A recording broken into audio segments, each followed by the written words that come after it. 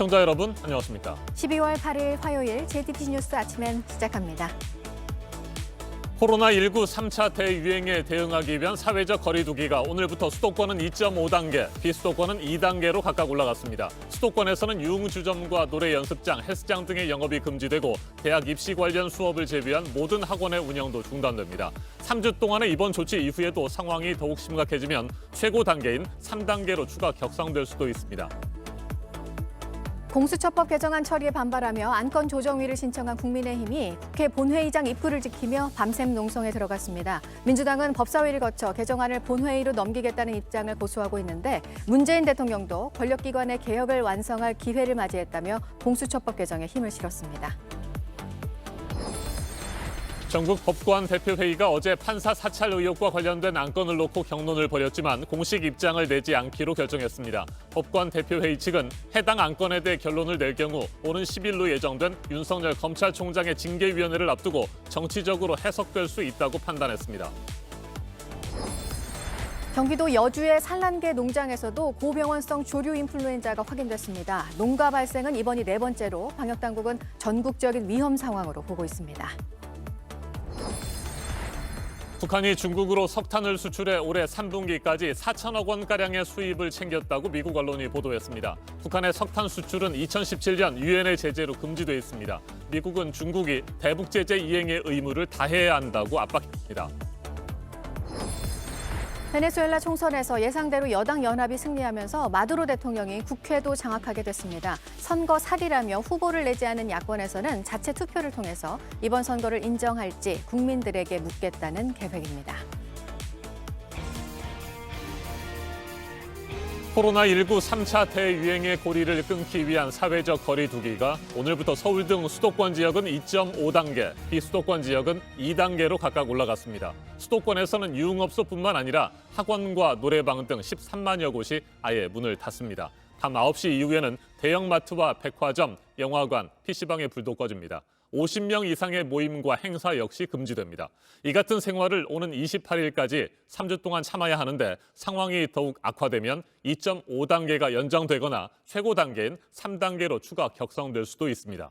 네, 확산세가 이대로라면 다음 주에는 하루 900명이 넘는 확진자가 나올 거라는 게 정부 설명이고요. 전시 상황, 최대 위기 이런 경고의 말들을 잇따라 내놓고 있습니다. 3주 동안의 목표는 의료 시스템이 마비되지 않도록 하겠다는 것으로 환자들 병상이 없어서 치료를 못하게 되는 사태를 막겠다는 건데요.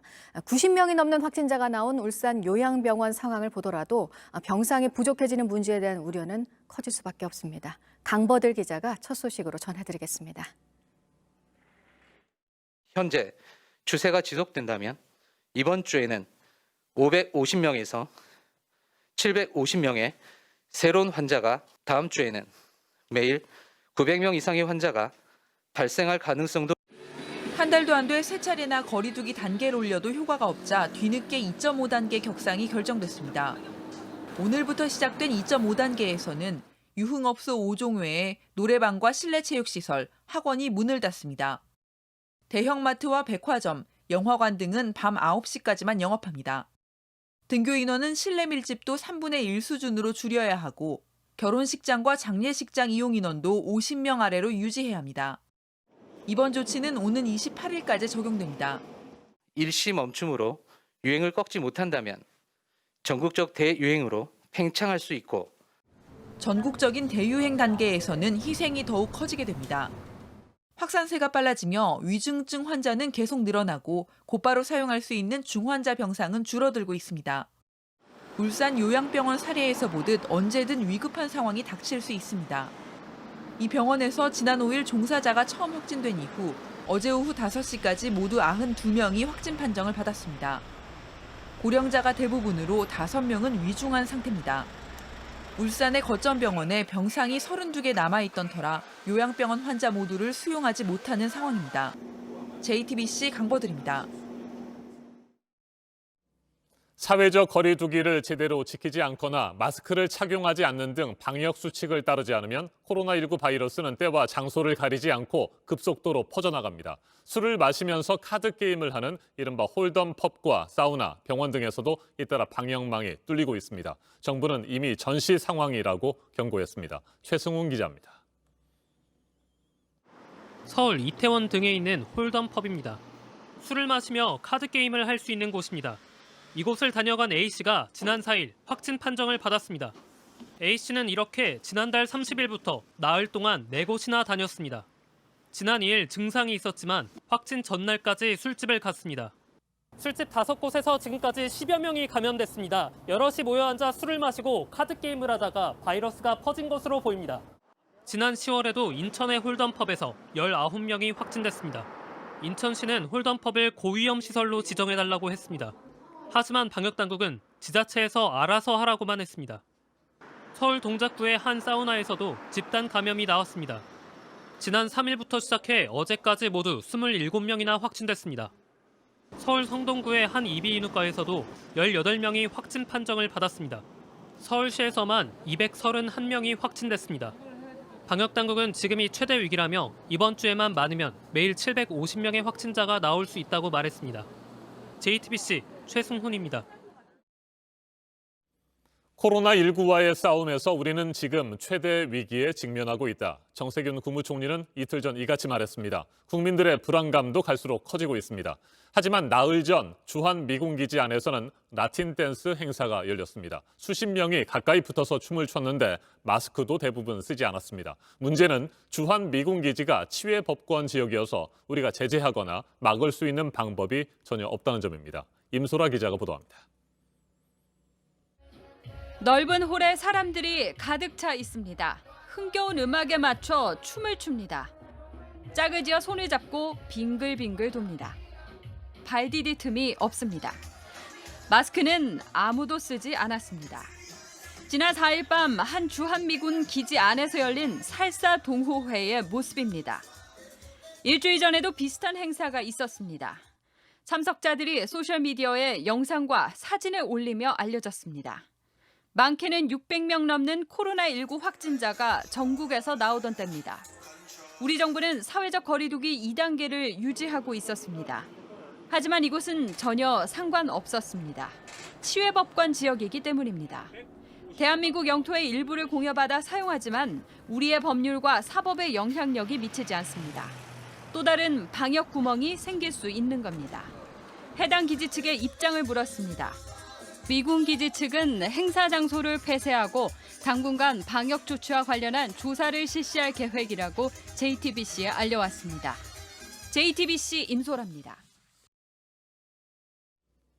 문재인 정부가 추진하고 있는 검찰개혁의 중요한 한 축이죠. 고위공직자 범죄수사처를 출범시키기 위한 공수처법 개정안 처리를 놓고 여야가 국회에서 격돌하고 있습니다. 더불어민주당은 오늘 중으로 야당의 거부권을 무력화하는 내용의 공수처법 개정안을 법제사법위원회에서 의결할 방침입니다. 이에 맞서 국민의힘은 어젯밤부터 밤샘 농성에 들어갔습니다. 문재인 대통령은 권력기관의 개혁을 다시 강조하면서 공수처법 개정에 힘을 실었습니다. 성화성 기자가 보도합니다. 국민의힘 의원들이 공수처법 저지 등의 구호가 적힌 팻말을 들고 국회 본회의장 입구 앞을 지키고 있습니다. 어젯밤부터 번갈아가며 밤샘 농성을 벌였습니다. 앞서 국민의힘은 긴급 의원총회를 열고 의사 일정을 거부한 채 민주당의 공수처법 개정안 처리를 막겠다고 밝혔습니다. 합법적 수단으로도 막아내지 못한다면 의사 일정 전면 거부와 장외 투쟁도 불사할 것임을 말씀드립니다. 국민의힘은 합법적 의사진행 방해, 즉 필리버스터로도 맞설 계획입니다. 하지만 의석수가 밀려 쉽지 않은 상황입니다. 한때 법제사법위원회 회의장으로 몰려가 복도 시위도 벌였습니다. 조직폭력배밖에 없습니다. 그래서 오늘 이 정부는 조직폭력 정권이 되는 것입니다. 민주당은 늦어도 오늘 오후엔 개정안을 법사위에서 처리하고 본회의로 넘긴다는 방침입니다. 문재인 대통령도 공수처가 출범하길 희망한다며 공수처법 개정에 힘을 실었습니다. 그러면서 권력기관의 개혁을 거듭 강조했습니다. 권력기관의 제도적 개혁을 드디어 완성할 수 있는 기회를 맞이했습니다. 한국 민주주의의 새로운 장이 열리는 역사적 시간입니다. 문 대통령은 또 추미애 법무부 장관과 윤석열 검찰총장의 갈등에 대해선 처음으로 대국민 사과를 했습니다. 혼란스러운 정국이 국민들께 걱정을 끼치고 있어 죄송한 마음이라고 밝혔습니다. JTBC 성화선입니다.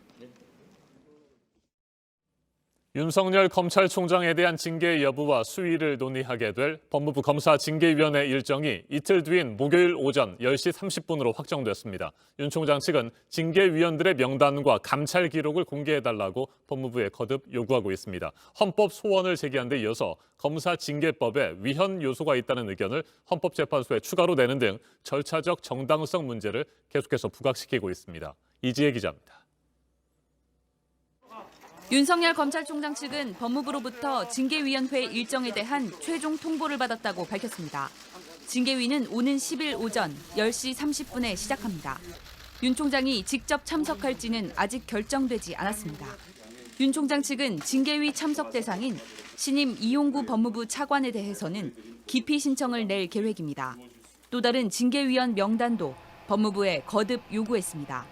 윤 총장 측은 지난주 검사징계법에 대해 헌법소원과 효력정지 가처분 신청을 냈는데 헌법재판소에 추가 의견도 제출했습니다. 검찰총장에 대한 징계 절차는 국무회의 심의에 준해야 하고 법무부 장관이 구성하는 징계위에서 의결하는 건 위헌적 요소가 있다고 주장했습니다. JTBC 이지혜입니다. 법무부가 내세우고 있는 윤석열 검찰총장의 징계 사유 중 하나죠. 판사 사찰 의혹과 관련된 안건을 놓고 전국 법관 대표회의가 어제 경론을 벌였습니다. 수차례 표결과 9시간 가까운 회의 끝에 결국 공식 입장을 내지 않기로 결정했습니다. 정치적으로 민감한 사안이라고 판단했습니다. 어완희 기자입니다. 회의는 어제 오전 10시부터 화상으로 9시간 가까이 진행됐습니다. 전국 법관 대표 125명 중 120명이 참가했습니다. 판사 사찰 논란 문건은 이번 전국 법관 대표회의의 공식 안건 8건 중 하나였습니다. 법관 대표들은 법관의 독립과 재판의 공정성에 관한 의안이라는 제목으로 판사 사찰 논란에 대해 치열하게 토론했습니다. 하지만 공식적인 입장은 내지 않기로 결론지었습니다. 법관들의 입장이 자칫 정치적으로 해석될 수 있다는 우려가 컸기 때문입니다. 입장을 내자는 측에서는 법관 정보를 모은 대검 수사정보정책관실이 부적절하다며 법관의 독립성을 침해할 수 있다고 지적했습니다. 검찰의 법관 정보 수집은 지양돼야 한다며 수정안을 여러 차례 제시하기도 했습니다. 하지만 모두 과반 찬성을 얻지 못해 부결됐습니다. 사안의 민감성을 고려해야 한다는 신중론이 우세했던 것으로 전해집니다. 윤 총장이 제기한 소송이 서울행정법원에서 진행 중이고 오는 10일 징계위원회가 열리는 만큼 법관 대표 차원에서 입장 표명은 신중해야 한다는 겁니다. 이처럼 전국 법관 대표회의가 판사 사찰 의혹에 공식 대응하지 않기로 하면서 이틀 뒤 예정된 징계위에 어떤 영향을 줄지 주목됩니다. JTBC 어환입니다.